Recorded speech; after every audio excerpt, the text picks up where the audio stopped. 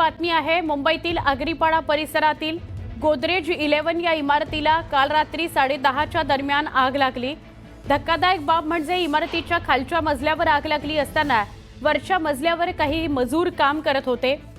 याची त्यांना कल्पनाच नव्हती की खालच्या मजल्यावर आग लागलेली आहे।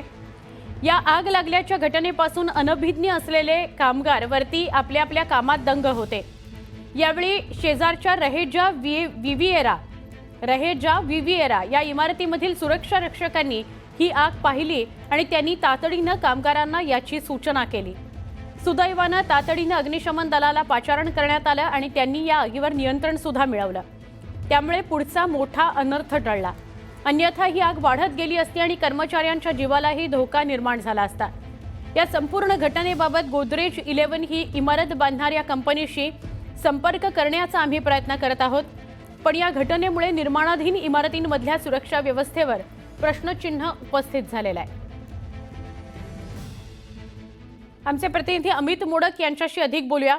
अमित, काय अधिक माहिती? कामगारांचा जीव थोडक्यात वाचला।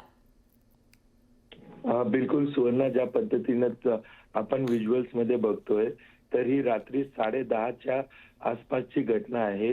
आगरीपाडा परिसरातली गोदरेज 11 नावाची बिल्डिंग आहे, ज्याच्या खालच्या फ्लोअरला आग लागली आणि आपण दृश्यामध्ये बघू शकतो की वर कामगार काम करत होते आणि त्यांना कुठल्याही प्रकारे जाणीव देखील झाली नाही की आग लागलेली आहे।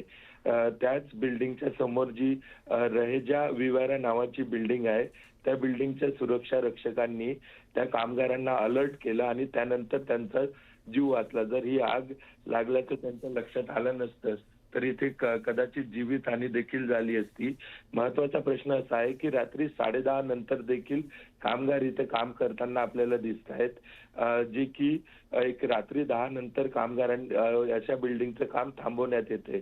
त्यामुळे ज्या मोठमोठ्या बिल्डिंगचं काम मुंबईमध्ये आपण सतत सुरू असताना बघतो आणि या बिल्डिंगच्या आजूबाजूलाच रेसिडेन्शियल बिल्डिंग देखील आहेत की जिथे हजारो रहिवासी राहतात। त्यामुळे हा प्रश्न देखील आता विचारला जातोय की वेळ उलटून गेल्यानंतर देखील इथे काम का सुरू होतं, आग कशी लागली आणि आग लागल्यानंतर ती अलर्ट करायसाठी देखील यंत्रणा या बिल्डिंगकडे नव्हती।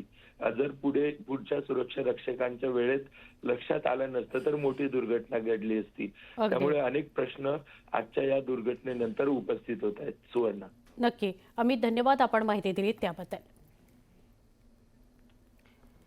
आपण ही दोन दृश्य आपल्या प्रेक्षकांना दाखवतोय। ही काल एका बाजूला काल रात्रीची दृश्य आहेत 10-10:30च्या दरम्यानची आणि दुसरीकडे आज सकाळची दृश्य।